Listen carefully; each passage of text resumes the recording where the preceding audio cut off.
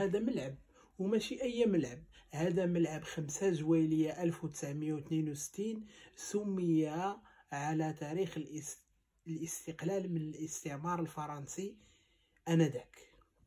واسمع مزيان اش غنقول لك، هذا الملعب هذا كان كيهز 93 ألف متفرج، اللهم بارك، أزيد من 90 ألف متفرج.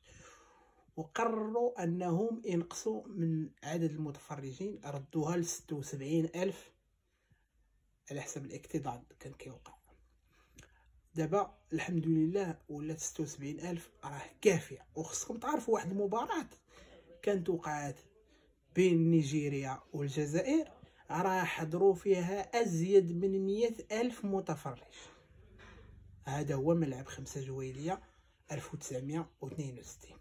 اللي ما مشاش وما جارش هذا الملعب هذا يمشي يزورو، راه يستحق الزيارة.